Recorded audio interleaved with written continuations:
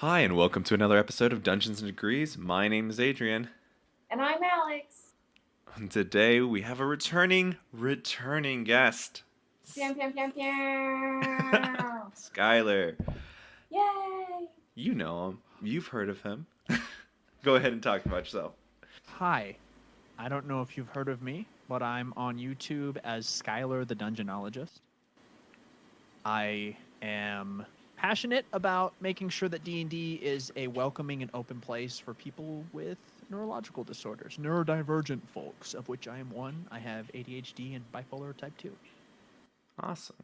So we're going to kind of rehash a conversation we've already had in the past, but it's a conversation that has many facets and many ways of looking into it. And that's upon death. You know, death become us and everything cool like that. But also it pulls at our heartstrings when it happens to those that we do care about. So yeah, I still, to this day, have not successfully killed any of my characters. I've gotten closer though. I'm not afraid. They're strong individual beings your players? Yeah, my player characters, not the actual players. I do not know where they live exactly. I'm getting close. I'm going to send a death certificate of their player character to their house when it does happen, though. Can you also just send them a little box, like, with a plastic bag filled with, like, concrete mix? A concrete mix? Well, when in the West Marches campaign, our first death was Adamar the Wizard, and I recorded a little funeral, and I was editing it down. It was just like me in the garden with a little spade, burying a miniature. But I never ended up uploading it. I got really self-conscious because I didn't know Jax that well. I'm like, what if they think that this is super weird? You know Jax a little bit better now. Do you believe that he would think that? I think that he would think it was awesome. Then make it happen, Gavin. Now it's too late. It's been like several months. Well, then just make it on the deathversary of Jax's character then. Okay. I think that'll work out in your benefit. If it's too late, you just wait a year. And you have to hit that sweet spot of a year. Yeah, that's what I do with my taxes. That's what I do with gifts. I just don't give them during Christmas, and I just give Just don't give them. I just give them whenever I see something, like, immediately I think of that person. And I'm like, yeah, that looks like them. I wish that was more socially acceptable. Just to like, hey, I thought of you when I got this, and I didn't want to wait till your birthday, so here's this thing. I did that with my first roommate. I'm like, I went to this concert. He's like, oh my God, they're one of my favorite bands. I'm like, that's cool. And I go and I get a vinyl for him. And he's like, oh, wow. And then he wasn't my roommate a month later. So He would find, well, that was his plan. it was like, I'm going to, I'll wait a year and I'll get that vinyl. And it came early. So he's like, ah. My next roommate, I'm getting that Animal Collective discography. See, now I'm curious. I think that may be an actual gendered thing because I've given my friends gifts and I have received gifts that they had nothing to do with anything. They just were like, hey, I saw this pin and I thought of you. I'm just so terrified of rejection that the idea of giving something to someone and them saying no thanks or this makes me uncomfortable will paralyze me into indecision. How do you become a YouTuber? I just pretend I'm not most of the time. Because I don't read a lot of the comments. That's a big secret. Yeah. I'll have them vetted for me, and the ones that are nice, I'll respond to. Heard. I don't respond to anything about my appearance, whether it's positive or negative, because I just don't want to engage that. Yeah, it's a slippery slope. You're going to get fangirls and fan letters. Or just people saying, like, what, you need to shave. You look horrible. Why don't you wash your hair? All your acne scars. Your face is overexposed because you're too pale to go out into the sun. Like, that was all comments on my first video. I love it. Cool. Awesome. Love you guys. They had nothing better to do. Stopped making videos for 8 months. No. I think the first comment that I had on a video was, hey, do this challenge with your little sister. And I was doing like the headphone challenge with her, and there was like a camelback thing, and you like put them in a very bad position and make them like hurt. And I'm like, that doesn't look safe. I am 7 years older than my little sister, so that's not happening. Hurt your family. Yeah, pretty much. And then they commented later, like, "Are you not gonna do it?" I'm like, "No, I'm not gonna do it. Stop." It was Okay. it was awkward. So we're talking about death, and I wanted to ask you guys, in D&D, do you think that players should be able to play through like an afterlife? Ooh. Do you have more to that? No, because I never thought about that, but hell yeah, I would do that. I think that'd be really interesting, especially if you were going like Egyptian type, right, where your soul has to collect all of the pieces of all of their pieces in one night to come back, and then you can go on to the afterlife. Oh, and there's some being that's like, hey, remember all that fucked up shit you did? Your heart is not lighter than a feather, Ragnar. And that'd be cool. That'd be really neat. So yeah, I'd be here for. I mean, that was an easy sell. So we're done. Podcast over. All right, that's it. Thanks for listening, guys. Go follow Skyler. No. Do go follow Skyler, but we're not finished here. We ain't even started, buddy. What do you mean by playing through death? As in, like, you go ahead. I mean, I guess it's kind of open-ended. So I've been reading the Tibetan Book of the Dead, and so I'm way into the idea of the bardo, this like place between one life and the next.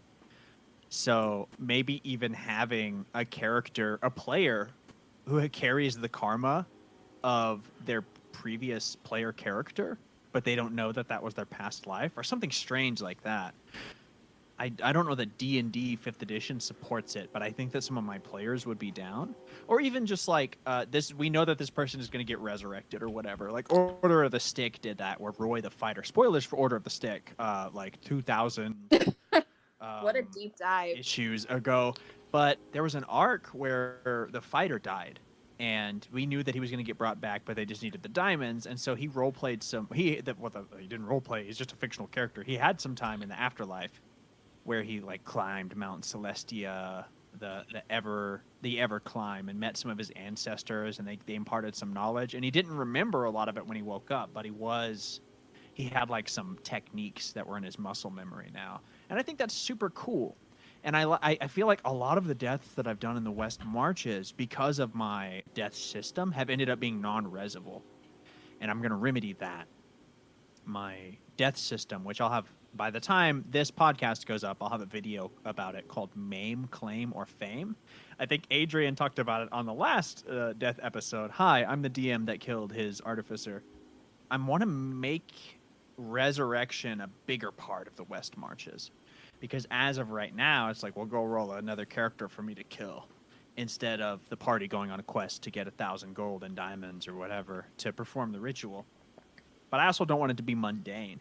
So I think if for instance, if Aeneas had been brought back, Adrian, if I had gone aside and done like, hey, this is what Aeneas' afterlife looks like, and we're going to learn some stuff about him and about how he feels about that. You know, more of a role-playing, not really any combat unless things got super dicey. Like if you wanted to fist fight an angel, that's cool. But epic. The idea of, because I love one-on-one side sessions. That's a part of any D&D I run. So the idea of a character dies, and I text that player, and I'm like, hey, your character wakes up on this mountainside surrounded by trees, and they're wearing these different clothes. So let's meet up later and talk about that in person. That's interesting, because I do agree that sometimes like it can be mundane. Like my characters in the Curse of Strahd, they're just saying like, oh yeah, you should try to kill us before we get to level 5, because by then we have a cleric with resurrection. And yeah, with Revivify. Yeah, Revivify, exactly. And I'm like, okay, that makes sense. And also I already gave them diamonds to do it, so they have like 3 respawns at this time. So I guess I have free reign to do a loose cannon fight. So it's interesting. And, when they have that, the stakes of death aren't as heavy as they were before then. They didn't Right. have a way to do this. I Yeah, did. I mean, and now that Marnie's in the West Marches, it's kind of the same. Like, we have a very high-level cleric who is, if provided with the materials, can resurrect just about anybody. Exactly. And that's a... And also, we're talking about the artifact from Tasha's Cauldron of Everything, the, like, Cauldron of Resurrection or whatever. Yeah, that's what everyone's trying to get. They're like, oh my god, let's do it. Yeah, they want that in the game, so I'm going to put it in the game. I'm not going to say when or where. But once that's there, I kind of like the idea of death being this transient thing in D&D. That's part of the fantasy, right? Is that you're never really dead as long as there's a person with the spells to cast. And I want to balance that with, like, being able to grieve your character, because that's also really cool. It's frustrating. Like, I've had characters die. My first character ever died. I think he stepped on a trap and got impaled by spikes because it was 2nd edition, and my DM kind of sucked. But it's beautiful to be able to embody this other self and experience their death, because you're not going to really get to experience the aftermath of your own death. You don't get to grieve for yourself. That's the purview and the privilege and the burden of the people who love you, right? So getting to grieve for Pindred the Paladin, for Aeneas the Artificer, is like as close as we're going to get to that. Does that make sense? I think that's a really interesting point of view, because you could, at that point, let's say someone has, other obligations that maybe they can't make that specific time anymore, but they could meet with you one-on-one. You could have that relationship continue. You could still have that story continue. Maybe it's just the DM and the player, and then maybe something happens where they can come back and play, and then they come back resurrected, but they have this whole different journey behind to play their character, which I think would be really interesting, of like a group dynamic that that player character would have all of these new things that happen to them, and really, how are they going to explain to the other group that what dying is like? Yeah, because it could be that they don't remember a bunch of it. They could just keep it to themselves and not really want to talk about it, and then they have maybe that option of stepping into the light or not stepping into the light. Well, yeah, and I love the idea of revenants in D&D 5th edition. Feels like a tool that I want to use as a dungeon master. Like, there was that optional race. I think it might be in Curse of Strahd, or it was in like an Undead Earth Arcana or something. But you die, and whatever purpose and destiny you have is like, nope, you're going to live until you do this. And the idea is that being alive is kind of this chore that you have to do. And so you raise as a revenant every time you would be killed. And you just have to keep soldiering on until you finish this task. But it doesn't translate to gameplay that way, because, like, you still get to level up and be your character. So I don't just want to be the DM who is like, oh, yeah, you can come back as a revenant. Everyone can come back as a revenant. Or, yes, this person comes back as a revenant, and then someone else dies, and they're like, well, I have unfinished business. Shouldn't I get to?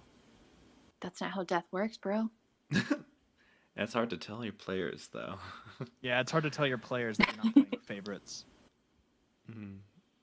Sorry, I'm just contemplating that concept.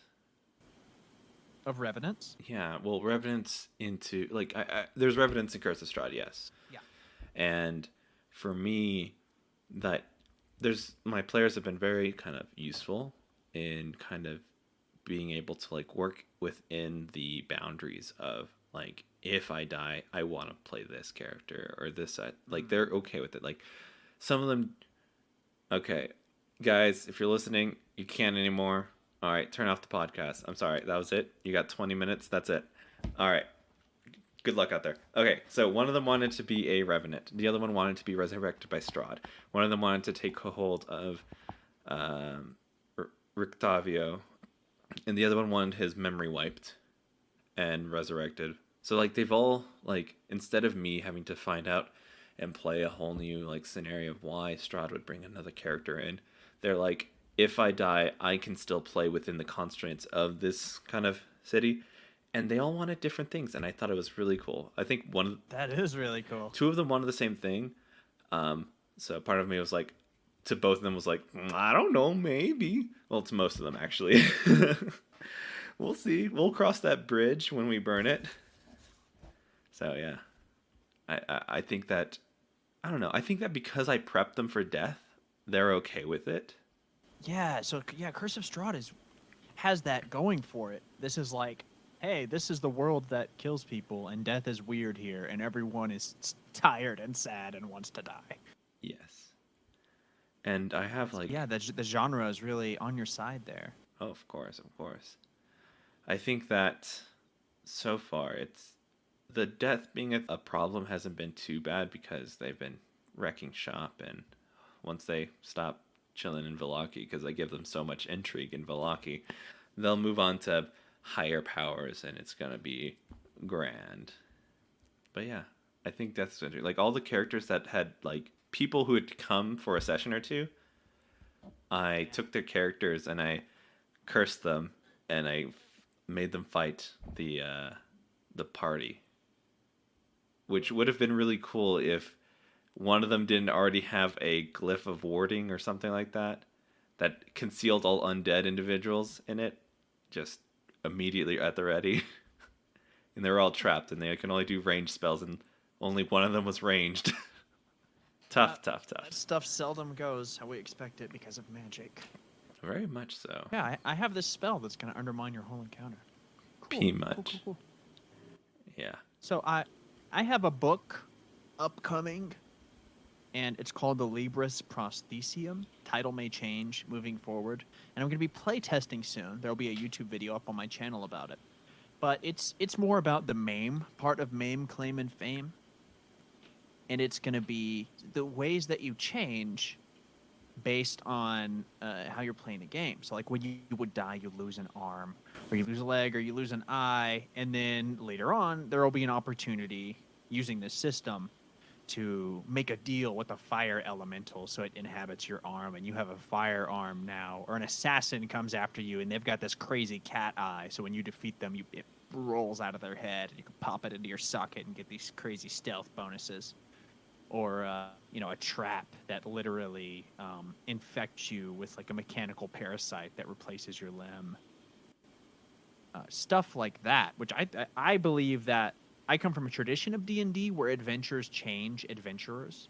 It's like that Flash Gordon thing where you tune in to episode 7 and like, why does that dude have an eye patch and a robot arm? I don't know, but it's cool. Like you can tell that they've changed, they've grown. D&D characters mechanically reflect that, but seldom aesthetically. There's a game called Wildermyth I really like, where it's kind of what inspired Maim, Claim, or Fame, where if you die, you can have your character lose a limb instead, and they sort of limp home and heal. And later on, they can get a celestial arm or get a fire elemental arm. And it's that Adventure Time aesthetic, too, like when Finn loses his arm and then the grass sword infects it and he gets a grass arm, or he has a robot arm. Or even, Luke Skywalker and Darth Vader. Just this idea that a brush with death should change you forever. And I want to incorporate something about characters who have been to the afterlife and come back. Like maybe have some, I don't know, like a third eye or something. Or their hair is now like this masked sort of starry texture, and they have some celestial abilities. I'm not sure. That remains to be seen. So yeah, if you want to help flesh this out, go play test with Skyler. It'll be a good time as always. Yeah, it's hard to play test what is really the meat and potatoes of the experience, which is growing attached to a character and then they're changing in a way that you didn't expect. But the prosthetic limbs and the mechanics and the magic powers you get, that's all stuff I really need help play testing. Exactly. So like a watered down experience of death, like a death light. Right. Or practice for dying. practice for letting go of something and being present. And because I speak from experience, and I think a lot of people share this when I say that it's hard to enjoy D&D after your character dies. But once you're over it, you still have fun. And so this, this kind of be here now shtick of being able to embrace that the game is still ongoing and you're still with your friends and you're still doing something beautiful even though you've experienced loss. And it's a very, very light version of that. It has nothing on the real thing. It's nothing compared to actually losing someone that you love. But it is a practice in being with your friends and focusing, or not even focusing, but just not attaching yourself to the notion that you've just lost something and letting that loss color this experience with your friends instead of, taking your ball and going home or feeling like the game is ruined or not wanting to roll. I mean, I played with people who said, hey, if my character dies, I don't want to play another character or D&D ever again. Like, oh, well, I wish you would have told me that when we first started this game, bud. Yeah, no, that's rough. And there are campaigns I've walked out of because I'm like, I just don't think my story. I don't have another story to tell in this world, and I wish you all luck. I haven't had that happen, so it's kind of rough to kind of understand fully the empathy for you. I do feel sad, like when you lose a player. Like I've tried my heart and soul to keep my party together because like we've been together for so long. And when I heard one of them has to change their schedule, I'm like, all right, let's try to move mountains and seas and see if we can find another time. Yeah. All right, guys, 2 a.m. on Saturdays. This is for you, Rasp. Yeah. Wow, just call him out right there. Well, he's our Australian. He's okay, so we're working with time zones. You got to give him a little bit. No, yeah, we do. We try. We love it, and he's so understanding and accommodating. Yeah, he's a sweet boy. I mean, he's not a boy, but he's a sweet boy. He's a full-grown man, Adrian. Yeah, Adrian. Yeah, shit. But yeah, I want to also talk about this because it's kind of been on my mind this week because I had 2 players kind of get into it, and it's hard for me. I don't want to pick sides, but I also, because I want this game to be accommodating to everybody, and I want to try my best to find the middle ground. And part of me is like, I was already tired after a week of being shorthanded at work, and I was barely gonna play this weekend. So when this happened, I was on edge.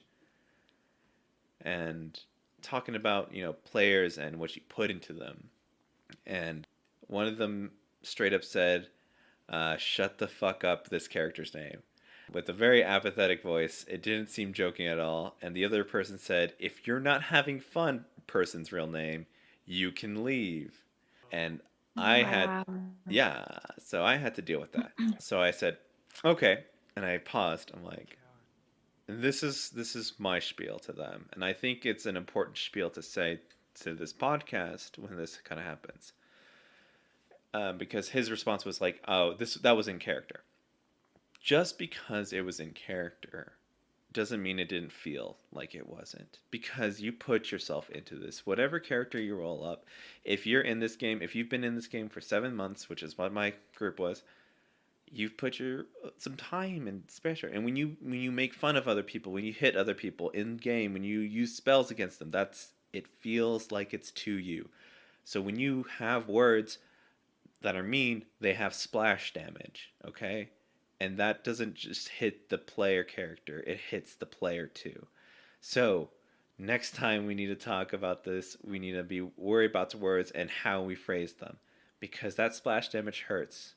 So please, when we talk, we're going to talk respectfully.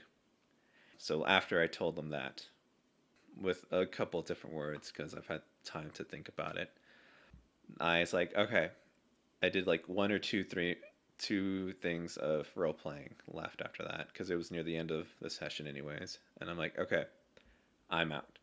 And I left. And I don't know what happened, but for like 3 hours afterwards, I saw them still in the chat. And I don't know what happened. All I know is that Whoa. I just couldn't be there because I needed to step away before anything happened because I wasn't. Yeah. It was tough.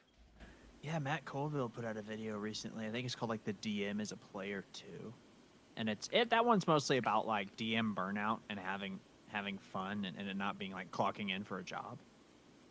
But yeah, I don't like watching players fight. It makes me flash back to like being at a friend's house and their parents are just fighting in front of you. Yeeks. Well, just gonna play with these Legos in absolute dead silence.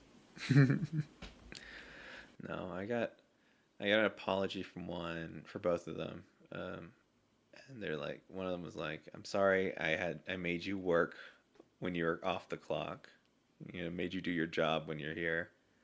So I haven't really kind of addressed it since then. That was last Friday, so I'm still kind of processing it. I've had it where players start dating and then break up. And Yikes. want me to like pick somebody. Like, goodbye to both of you if that's how you're going to be. Please don't give me an ultimatum, or I'm going to choose the nuclear option. Truly.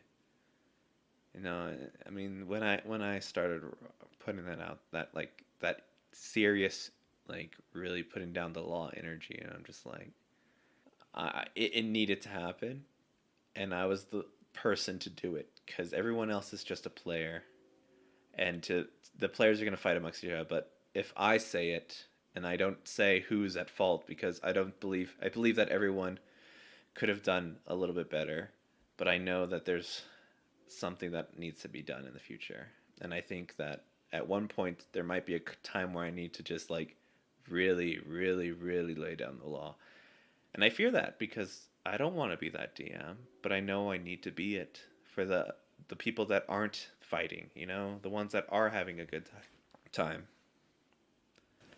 I had one DM whose name I will not mention to protect their innocence, but there was a player that they were dating, and the player broke up with them, and then they just like straight up killed their player character. And that is a kind of maliciousness that is, I think, unique to D&D. Like, you can't do that. If we were all bowling together, like, and someone in the bowling league breaks up with somebody else, like, they're not going to publicly set fire to their bowling shirt or whatever, or like hit their bowling ball with a sledgehammer. But your character is, I think they like got bitten by a poisonous spider or something, and it was a save or die, and they failed to save and died. And it was so, I don't know, it was horrible to watch. I left that game after that. Yeah, that's a vibe. Not a good one, though. No, it's a bad vibe. It's a brown note vibe. One of my summer games, when my ex broke up with me, I'm like, I don't have it in me to try to rekindle those pieces together of everybody else. Because it's tough. Because, like, either A, it's like, they know and I'm still doing what I'm doing, or B, they don't know and they'll bring it up and I'm like, I'm not ready, it's been a week. Ugh. Yeah.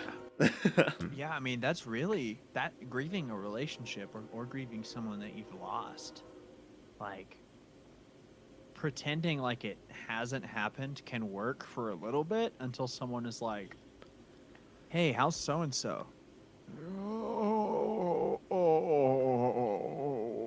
You just moan in pain. Nah, but I'm good now. It only took a couple, but everything's a-okay, right, Alex? I haven't been. Yeah. Everything's. You're fine. I'm not lonely. I've got my dog. Yeah. Well, that makes me. I guess that's a skill that I know that I'm pretty okay at mediating those things, especially if I'm not the one in the middle of it. If I'm in the middle of it, I'm terrible. Like, all bets are off. I am awful with arguing with another person. But if I'm watching the argument, hashtag childhood trauma, I'm good. I'm good with watching and like listening to what both people are saying. So do you think, like, I guess how does that apply to the real world? Do you both feel like you have a good mediation ability with when you're dealing with like real people, or do you have like a good level or sense of emotional intelligence? So like when you are feeling bad and to avoid issues. Yes and no. Adrian? um, well, I mean, I think in the past I've been okay with kind of being a mediator and talking to people. But also, that's kind of what I have to do for my job now. I have to be able to talk to them and their issues, and like I have families that I have to talk to and give them skills and kind of mediate things. And how do I do this without stepping on the other people's toes and like mediate how they're going to go on with this kind of these life skills and these kind of behavioral skills in order to make that this communication process work. So like in So my not life I just have to resolving the problem at hand, but ensuring like ongoing stability. yeah, I mean that's the thing. The like on hand stuff, I'm not gonna like, well they were wrong and they're right. Like okay, that happened. That's the bottom line. That's all I can tell you right now. And tell me how you felt about those problems. All right, and let's kind of dig deep and figure out how we can kind of resolve that next time. Because I can't fix what already happened for the most part because I'm not in their lives really. I'm there for a couple handful of minutes to hours, and I have to give them tools and use it next time. And I say no, it's because uh, I I don't know how to say this without being the bad guy, but I was definitely the bad guy. Okay. I Two friends of mine broke up, Uh, and I was like trying to be friends with both of them. And then I started dating the ex. So that didn't work. That's not the move, but it happened. And then there were all the other people were like looking at me strangely. I'm like, it just happened. Oh well. Now I've got enemies. So yeah, it's hard sometimes. I understand that. And looking at those situations from the outside is never ever fair. Because you don't it's you from the outside it's really hard to empathize at face value with like the dynamic that you just described. But I've also been in a really similar situation, and uh, it's, it's strange to acknowledge how little control you have over the bonds that you form with people, Yeah. even D&D NPCs. Yeah, like I one of my player characters is was trying to date this girl in game, and I'm like I didn't want any of it, but he's been trying so hard. I'm like fine, whatever. I'm gonna make this a major plot point, and now that girl is, I know what she is. I can't say it because I don't want any of my players to hear this, but yeah, she disappeared in front of their eyes, and it was kind of brutal. I mean, I feel like that's the move for romance in game, right? Because that's now narrative currency. Mm-hmm. It's like, haha, if we started the game right here, this person would be a part of your backstory. And guess what, bud? It's about to get tragic. Yeah. Yeah, he's like our this character was like kind of like inquisitive and everything, and all of a sudden now he's like, I want revenge. And they went into town and they went to go kill the evil mayor. And so to release some Yeah, stress. that's knife theory, man. That was a knife. You did it. So for mediating conflict in real life, I'm in like a supervisory position at work, and I work with mostly college students, very young, 18 to 22, and they don't get along because they're still forming a self identity, and whatever thing they're a part of is super important to who they are, and that's fine. Like that's something that everyone has to go through. So I'm not belittling someone's experiences, but oftentimes people's self-images come into conflict with what other people are projecting onto them. And so there are a lot of conflicts like that where I work, like, he said, she said, well, this person didn't do this right, and they said I didn't do this, and it just gets super hateful. And I have to be like, hey, cool, I don't care about any of that. Here's what I do care about. You're both awesome people to work with, and I don't want any reason to have to go into Super Saiyan supervisor mode. Let me keep being your friend, and let's resolve this in a cool way. And I'm good at that. But if I'm not at work and I'm talking to my friends, I'm an angry crier, which means that all my credibility just drains out of my eyeballs immediately the second that I think that someone is, I don't know, about to treat me unfairly. I don't know exactly what the triggers are. I'm still on that road of self-discovery. But, anytime I get angry, the first thing I do is cry. And it's not a pretty cry. It's like like blurry eyes, snot out of my nose, and I just can't find the right words to say, even though I very clearly understand what I'm feeling. So also yes and no. No, I haven't been angry recently, but yeah, I'm definitely in the past for sure an angry crier. So when you said that, I'm like, me too. That's me. That makes me mad. Alex, you kind of touch on it. Have you had any problems in game or? I haven't had any problems in game. I haven't had any games last long enough to have any problems. I might have dismantled a game because of my romantic interests, but that was, I think, doomed to fail anyways. So I don't have any D&D experience.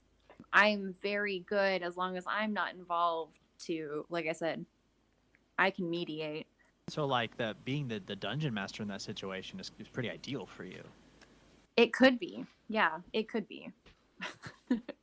I know that I have a different game because my game is with my family. So, I have 30 years of information to pull. Yeah, and where else are they going to go?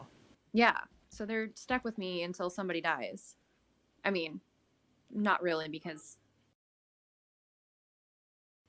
Yeah, so that's one thing that, because I watch so many other people fight, especially fighting with my own partner, I can sort of see where, I went wrong, and I have that, I don't know, ability to sort of, view further than my own. So, things that Michael and I have argued about, I can see my brother doing because he is from the same genetic pool, all the same fighting habits that my parents did, and I can see where things that I have noticed about me end up in him, and they're maybe not the best tools when you go into having a conversation with somebody, right? He studied at the same academy of conflict. Yes. Yes, we have. Although he was in attendance to class most of the time, I have more attendance on him. I think he still absorbed some of the knowledge somehow. So I have that ability. So I'm sure, if I, say this now and then later on, yeah, no, I get that. I'm sure I could have a conflict or mediate my players having some sort of disagreement that was kind of hey, we need to step back. What's actually going on? Because it sounds like you are upset about something and you're bringing it in game. And I just want to make sure, we have this clear line that, hey, we're friends, but don't be a dick. This is some heavy talking, but I do enjoy it. I'm just letting you know. Well, I mean, we're talking about death and dying and conversations, and those are all people things that we have to deal with, and you don't necessarily have to deal with them all the time. So the ability to talk about them isn't going to be as easy as hey, I know how to have a conversation about what kind of food I want. Okay, cool. I know how to navigate that conversation. Right. Do you have any food restrictions? Yes. Okay, cool. We can go wherever you don't have those restrictions, or no. All right, let's go anywhere. That's easy. But that can be a delicate conflict resolution though, picking where to eat. That's a skill I don't have, for sure. That's where my fear of rejection comes in too, because I'm like, let's just go to X place, and then, no, I don't feel like that. Well, I have a lot of ideas. I'm crying. Dude, I can't. I'm so lax, and So it's like, whatever you want. But what do you want? I'm like, I just said whatever you want. I just, Yeah. because Yeah, like if whatever I somebody want's takes not me good somewhere enough. and they only serve like tomatoes with like uh, still in the shell sunflower seeds on them, I'm like, okay. Ooh, I go, I'll eat whatever. that sounds good. I don't know why. Which means I'm terrible at picking where to eat. Oh, but also like my defaults are all from my degenerate teenage years. So I'm like, Taco Bell. Hell Ooh, yeah, schnitzel. Taco Bell. Give me MSG and just salt and fat. So on a completely different note, I didn't eat Taco Bell as a child. I Back didn't when really your eat. body could handle it, Yeah, you didn't I even. never You I didn't never bring ate up the it. immune So system? well, I was I was a vegetarian, like a strict vegetarian, and I didn't realize you could ask for substitutes and things like that. So it wasn't until I became more of an adult and then realized like, hey, if you have these ingredients, you can probably substitute the refried beans for beef, and I'll have that Crunchwrap Supreme, please. So like, as a 30-year-old person, I fucking love Taco Bell, and Yeah. now I have the money to eat it all the time. That was a Is it fun. time to get real? It depends. How much more real do you need? I don't know. I went to a funeral recently. I'm not going to say for whom, but we lost someone in the family.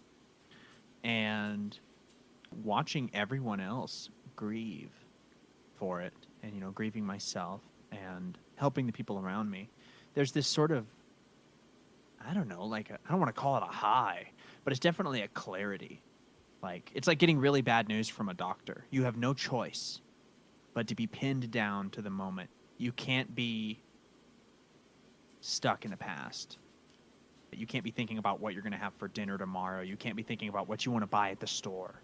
You have to be there in that moment with that news or with that grief. And I think that's a good place to be. The act of grieving is not fun or good. It doesn't make you feel good, but it does make you present and aware of yourself and aware of your feelings in a way that I think most people aren't most of the time because we're too busy trying to make money and buy food and dream about swimming pools or whatever your material goals are. And I think that similarly to D&D, like when I've had a character die, I have to sit there and appreciate that game and think about like my attachment to that character, and now it's being reconciled with loss. And it can be addicting, but it's also meaningless if you just are grieving all the time.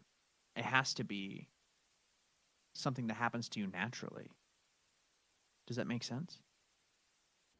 I think that makes a lot of sense. There is a level of awareness of your actual present being when you start to think about what happens if there's not a present being for you, or when you're faced with a loved one or somebody, I mean someone at all, because I can absolutely see like even people I respect just having like a moment of, oh my gosh, like that person's not here anymore, and like they're not breathing, Yeah. right? And Like that's even celebrities, right? yeah. Like anybody. Oh man, we lost our James Bond today, or not today, this year. Yeah. Henry Jones Sr. Oh, I love that movie. So good.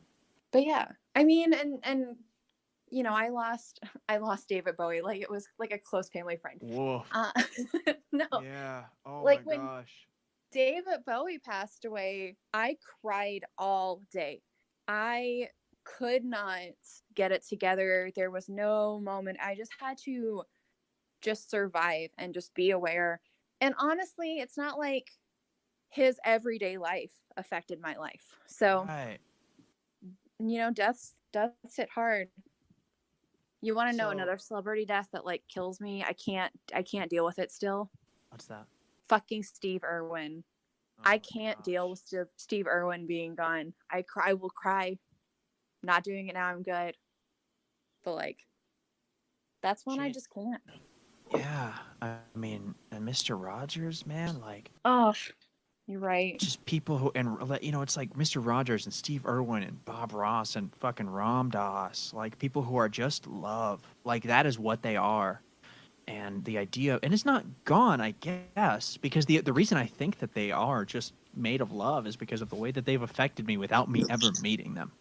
Back in January, Neil Peart died, and I'm a huge Rush fan. My first ever D&D character was named Bytor after a Rush song called Bytor and the Snow Dog. And that Rush is like the band that I go back to when I want to feel like the person I was when I was 12 years old. You know, the real me deep down that I buried under all this baggage. And, you know, Rush is a place I go. And I earlier, and it, you know, it's something I bond with my dad over. He gave me my first Rush tape. It was Hemispheres.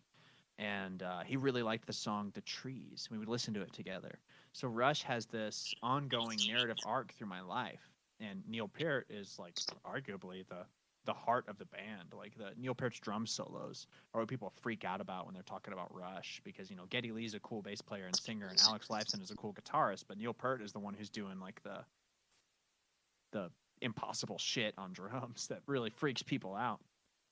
And I was at work when I got the news, and you know nobody even knew he was sick. Why would I know he was sick? You know, I'm not in his family, and I'm glad his family got that privacy. But the people at work didn't get it that I wanted to like go home and lay down and just listen to Rush and sob. They wanted, you know, I had to be at work on register.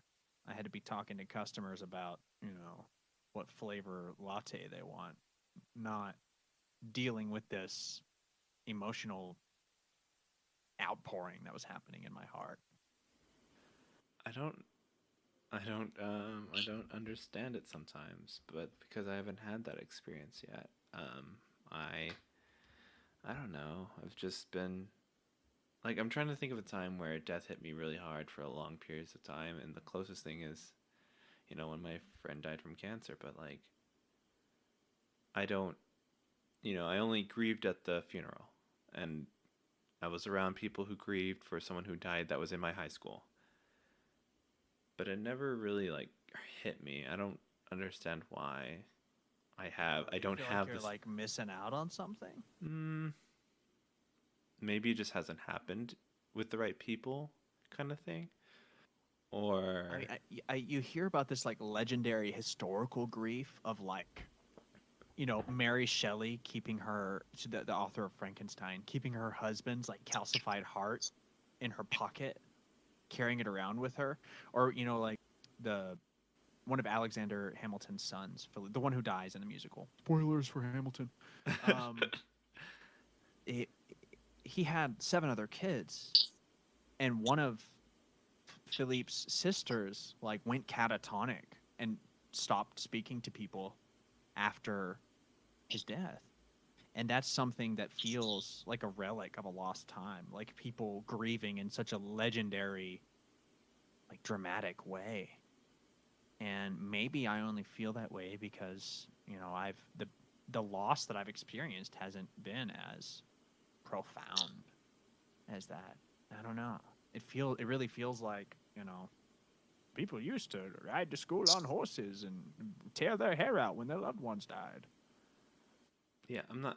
Yeah, I'm not like kind of discounting any of your kind of things. I'm just trying to recall a time, but it hasn't happened yet. Like I don't know. Most of my grieving is just I don't know my own. I guess you I mean, know. you're a very resilient person. I'm not. That's something.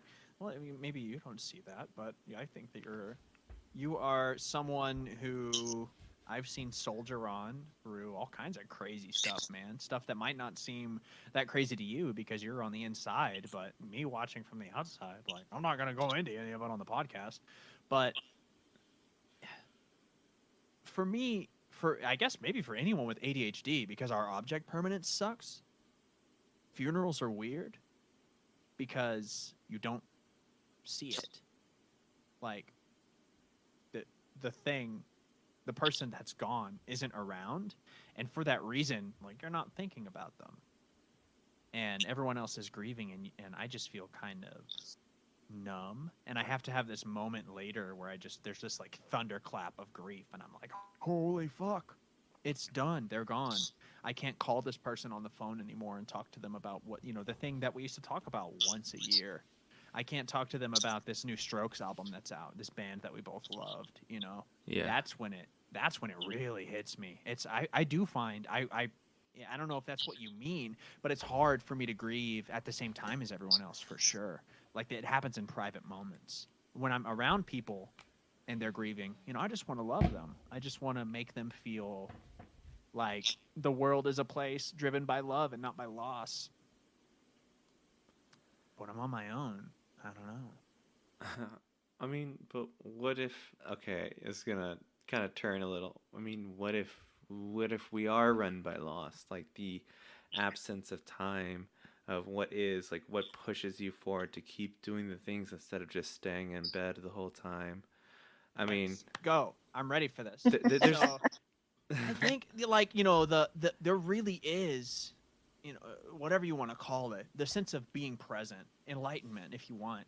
It is this balancing act of like, hey, we are humanity. We have to ignore that the Earth is dying and keep trying to go to the moon and cure COVID. Like, and we have to get distracted from life enough to advance, to gamble. Humanity keeps rolling the dice again and again and again and again, and it keeps working. Like, that's kind of our thing. But you also, those moments of, skydiving, Rocky Mountain climbing, 2.7 seconds on a bull named Fu Manchu, living like you were dying. That has to happen sometimes in order for you to be like, fuck, I'm not living the life I want to live. I've got to do this. But then you have to stop being afraid of death for like a second, just to do anything, to engage in the mundanities of like taking care of yourself and the people around you and ensuring that society keeps flowing.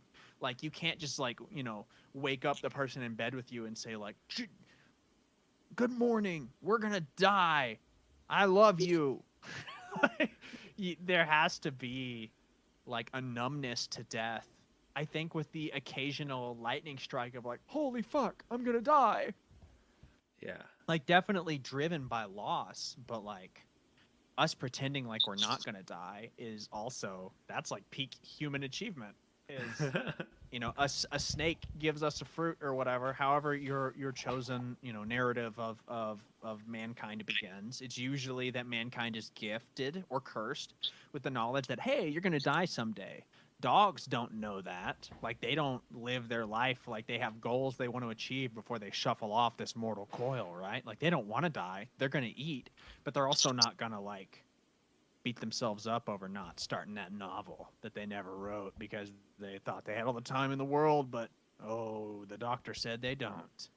Like, squirrels don't give a fuck about that. Maybe dolphins do. I don't know. You But see them run in the middle of a fucking street? Yeah, they don't give a fuck. yeah. Yeah, man. Like, the certainty that you are going to die is not something that's always, at least it's not always at the front of my mind. But when it is, that's when I'm like, I gotta move. I gotta do this thing. Not necessarily like I gotta count all my beans and get that promotion and, get married and have a kid or whatever, but more like I've got to make sure that this time that I have here, I'm spending in a way that means something to me and that I would be happy with that. Not even like a legacy, but that I'm happy with the vibe I'm leaving behind. Like, I want people to feel like I loved them and that I'm still loving them and that I'm still a presence that's with them, even though the energy that pilots this flesh mech is returned to the source code, Yeah. Yeah, no, I think that for me, I think that like the message, I mean, yeah, I think it's good to grieve because it mattered, right? But I also think that if you don't take anything from what they did during life, then, what's the point? So I've thought of the people that lived and, passed. And if I can take a message from them or a lesson from them, And maybe it wasn't all in vain. It wasn't just all gone all at once. There's something still residual. And whose message before them created them, kind of thing. Their message still like made a that. chain of spiritual fingerprints. Yeah. I mean, I've thought of life like a clay pot. Like every piece of the clay is somebody moving somebody else into position to be the perfect, or beginning them to push somebody else into that perfect position. Just like it's all these moving pieces, kind of slowly, kind of creating something at the end. And is there an end point? Do you think? I mean, is there an end of that chain reaction where there's like where the clay pot is done? What is that? Let's as a thought experiment, I want to pursue this metaphor to its bitter end. A good world, I guess.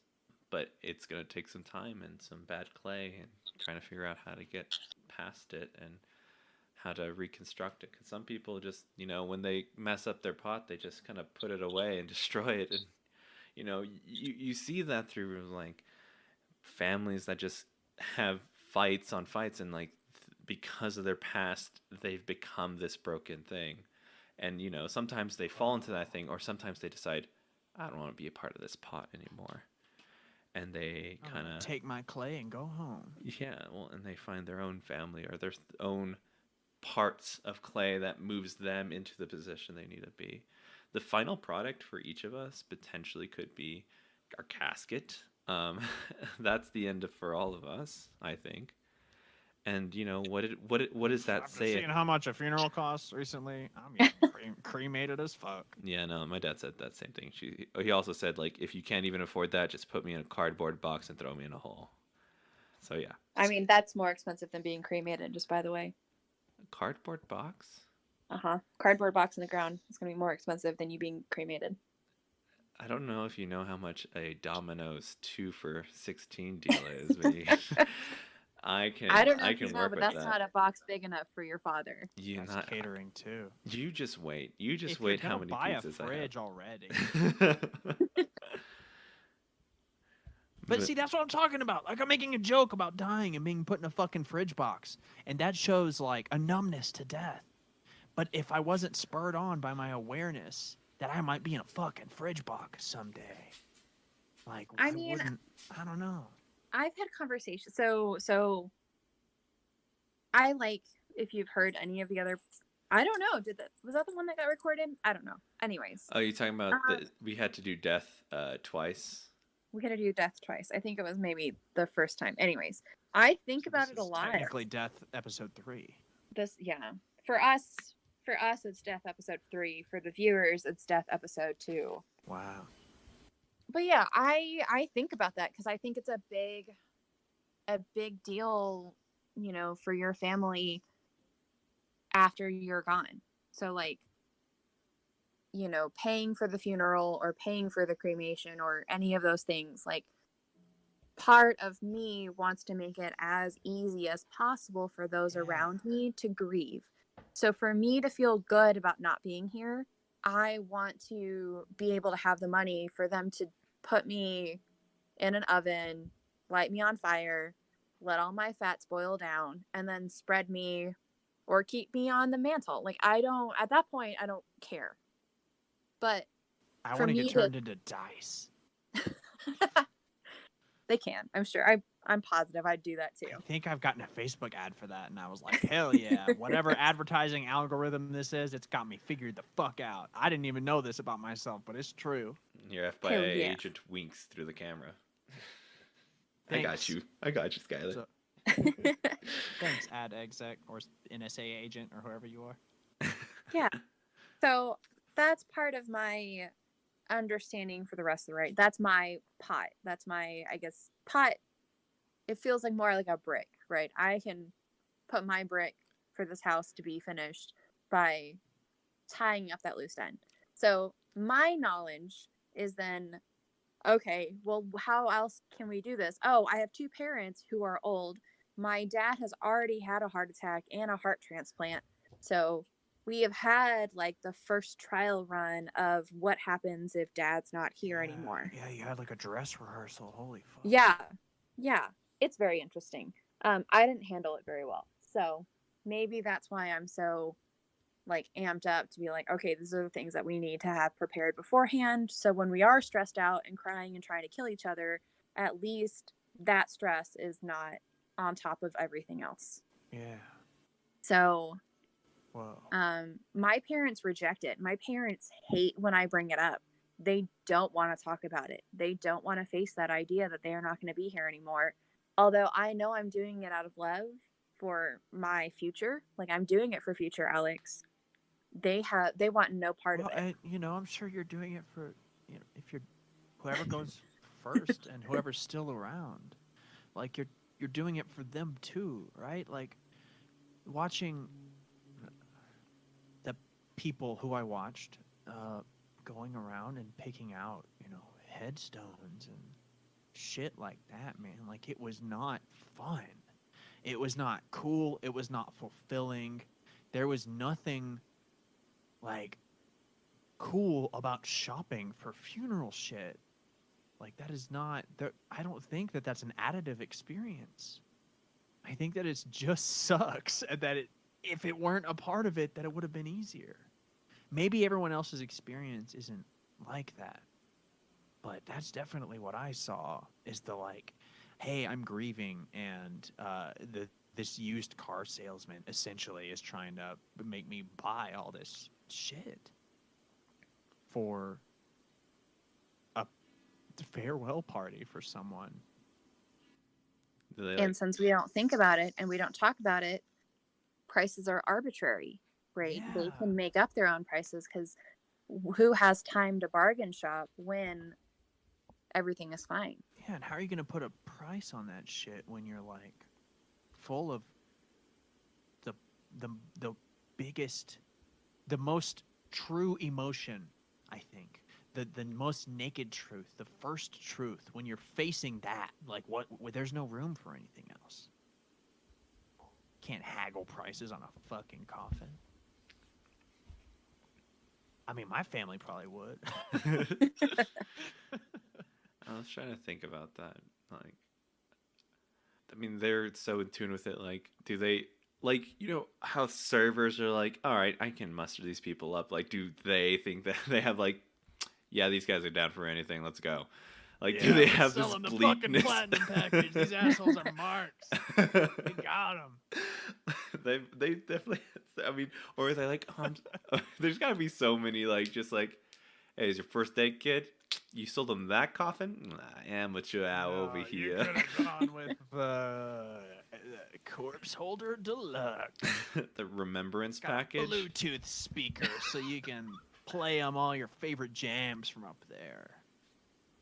Yeah, or the rubber sealant, so their body and their fluids stay inside the coffin, which we all, if we know our biology, that's not what happens when gas escapes. No. So basically, you're just buying a giant ticking time bomb for your loved one's coffin to explode because of their. I took a walk. We were visiting a grave this last year, and it had rained really recently, and it was kind of flooded, and there were parts of the ground that were like carbonated, like there were bubbles. It was corpse gas. And that was a moment where I was like, oh, wow, I'm not going to be here forever. I'm going to be graveyard soda someday. And it was, I don't know, it was awesome and terrible. Like, that was a better experience in grieving than, you know, shopping for headstones, you know? Yeah. Well, on some level, it's a guilt, right? It's my feelings towards this person. This is how I would want to show them, right? It's that gift, right? Yeah. I'm going to find this gift that's perfect for you, and I'm going to give it to you, and you're going to love it, and we're going to be excited about it together. But now you're guessing what they would want, and you don't get that feedback if that's what they really wanted. Right. So then you're like, oh no, it's got to be good. Like, I have to be confident in my decision because I'm not going to get that feedback from this person. You didn't want the Corpse Master Deluxe 3000. You wanted the 4000. I'm an idiot. Yeah. Oh yeah. Next year with the Ouija board, we're gonna find out. You didn't get me the fucking the felt inlay. It sucks in here. Why are you still in the box? You can move around as a ghost. Yeah. Oh man, you didn't put the Enochian runes on the casket that let me inhabit your CD player, you idiot. They offered you that for just $400 more. What's that? What's that to eternity? Come on. Yeah, well, I mean, I don't know, man. I just feel like, I hate talking about this, but like if the meat pudding that is my brain just exploded today and stopped working for whatever reason, any reason, there are way more reasons than I can count that my body would stop working. I don't want my wife to like go to a funeral parlor and get fucking upsold on I don't know, even an urn, right? Like, Yeah. give me a Maxwell House coffee can. Like, I don't know. Actually, I have like a D20 mug. That would be perfect. Heck yeah. I had a Darth Vader like soup container that screwed down really well. Oh, that's perfect. It's like your husband check your house. You were my wife. You can have his Kylo Ren moment. Just yelling at it. The kid starts breaking what it. You started. Oh man. So here's the other thing that you could go with, right? Here's the next step is that if you get cremated, the ashes your family gets or whoever gets it, that's not 100% you, right? So it's like a casserole. It's sort of like a casserole, right? There are going to be fragments of other people before you that end up in your, final urn or whatever. But then you will also end up in other people's lives, which is really an interesting way to think about. That's fucking cool. I love Yeah. So even, it's you're going to be, remembered through stories. You're going to remember through pictures and things like that. But even like the physical space of you would still exist within something else. So that like you're still going to be there affecting other people. Like not on a huge place, but it's interesting to think about that too. Like, okay, so maybe we don't even talk about being cremated, but maybe you do go into the ground. So then the grass and the dirt and the bugs and the things around you are going to absorb you, and then they're going to, that whole circle of life. Like, bite their kid. Oh, so metal. Have you seen Poltergeist? Oh my god, I was terrified. No. So the swimming pool sequence, like those are real skeletons. That's real. It was That's cheaper. Not just urban legend. It was cheaper. And I would love to donate my body to cinema. Because like it's easy to donate to science or whatever. I assume. I don't know. I haven't looked into it, but as you hear about it all the time, donating your body to science, and becoming a medical cadaver. It depends. The idea of like, I don't care what movie, man. I don't care what it is. Just put me in the credits. I'll make sure I pay my Screen Actors Guild dues before I die. So you have to credit my skeleton. Because I don't know who any of those people were in Poltergeist whose skeletons were featured. But I love the idea that they're remembered in this other state that we don't usually get to meet people in. You don't get to meet a lot of dead people. And real skeletons. And when you see people who have died in movies, normally the movie was made before they died, right? So there's something, I don't know if romantic is the right word, but I do have a very spiritual relationship with cinema. I go to the movies and I have my popcorn and Coke, and that's my communion. The transubstantiation and Stanley Kubrick's body manifests in my stomach or whatever the fuck. And I don't know, that being a part of my like physical afterlife, I love that. I wish that was a service that was provided. Like there's got to be some fucked up director who's like, I need corpses. Sometime over the next 50 years, I'm going to need a couple at least. use them for multiple movies. Yeah, man. Like, oh, dude, that's the skeleton from Ghost Kissers 11. That's crazy that he's in Ghost Kissers 12. But as a different character, they really didn't think I'd notice. I'd know that brow ridge anywhere. That's Skyler. That's Skyler, the Looks like Skelly. Tyrion Lannister, all stretched out. So, Oh, man. is that There's is like that a YouTube there's like comment? a skeleton IMDb. Is there?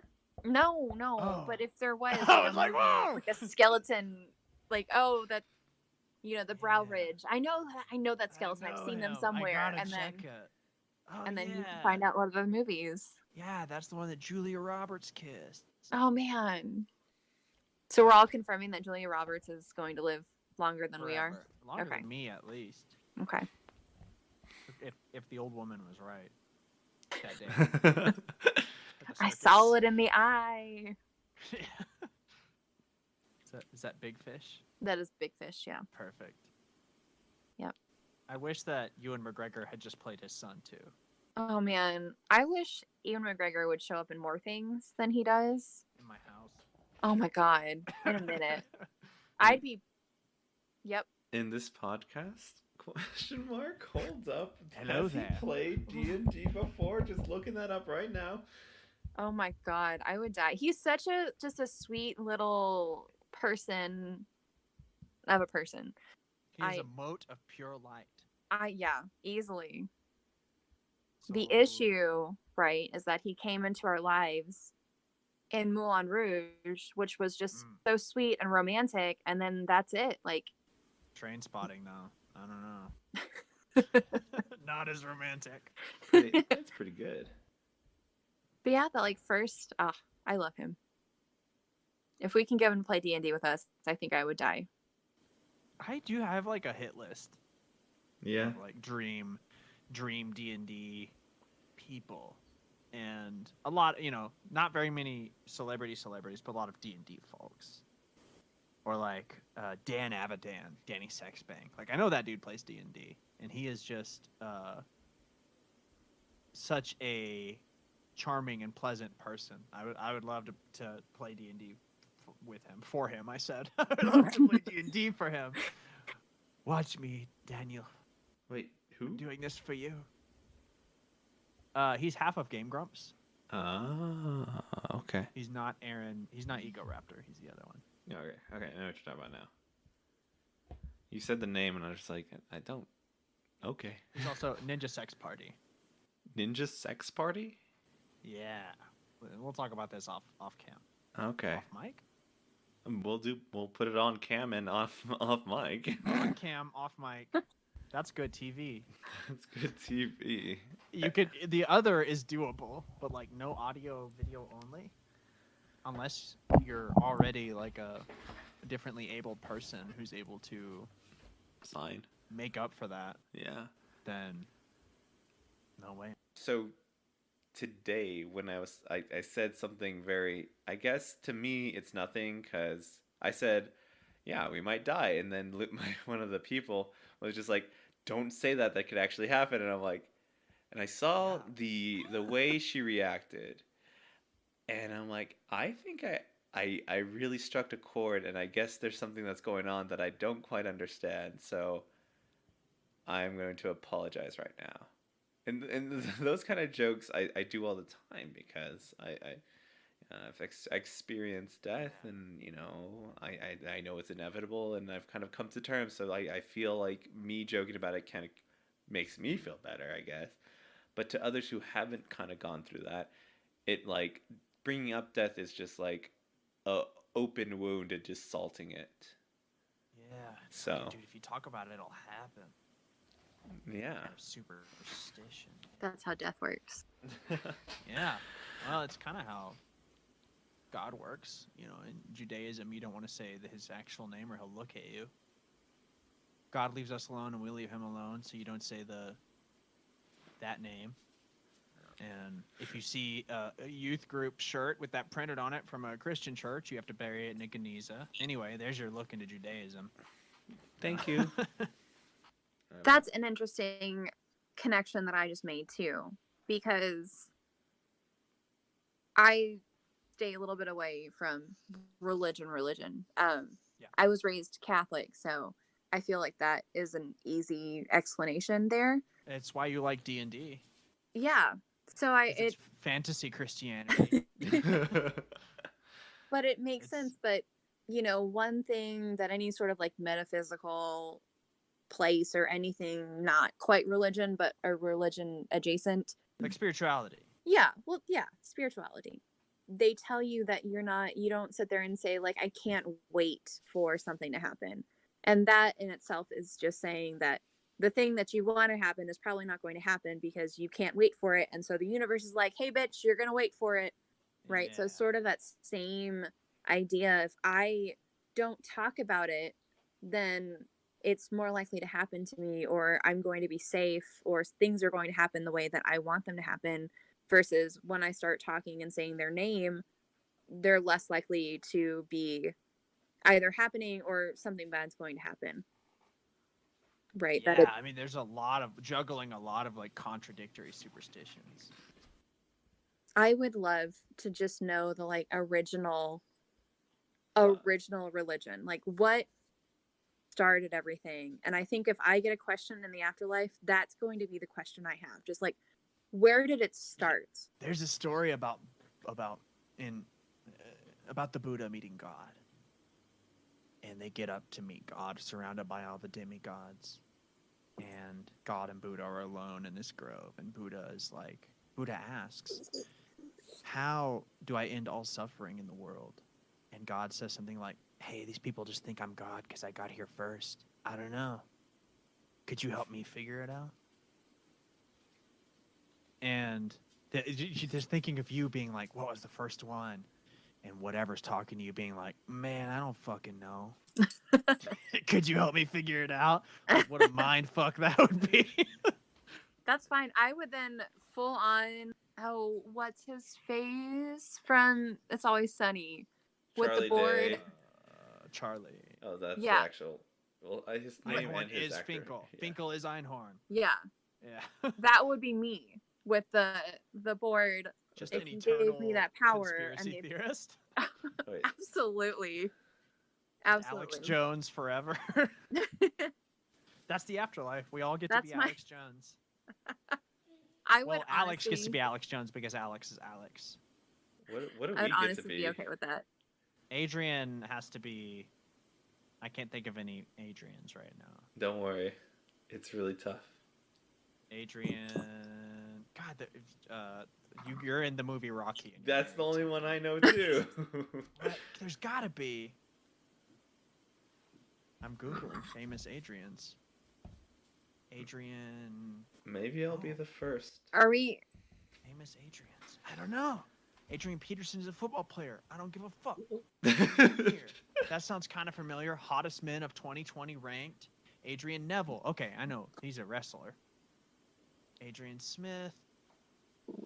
Iron Maiden. Okay. Adrian Smith. That would be a cool one. I don't know. Most Only- Skylers are like 15-year-old girls. So, Okay, I don't know if I want to real have that quick. afterlife. I mean, you might. You don't know yet. You haven't tried it. It might be very liberating and freeing. Not having to worry about things and be 15 again. Being 15 years old is not liberating. Oh, That is no, hell. no. You're just so fucking obsessed with what everyone else thinks about you, and you don't have any agency, Oh. but you want freedom, but you don't want responsibility. It sucks. You're Well- nothing but impulse. Terrible. I'm trying to think what grade is 15? Like 8th grade, 9th grade, 9th grade to 10th grade, like freshman to sophomore year of high school. If you went through all of it. Oh, that was no. Never mind. Fuck that. That was weird. Yeah, man. When people would tell me like high school is the best years of your life, you gotta enjoy it. And as soon as I got to college, I was like, the fuck was that? High school was shitty. Okay, I have to go make dinner. Okay. Thank you so much. Let's wrap this up you though. guys. This went some places. Oh hell yeah! You know, with you and Alex together, it goes places. But also, I feel as though normally we get a little more off, but this time it was more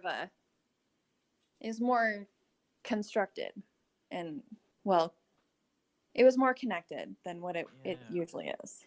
Or at least Alex and I see the connections.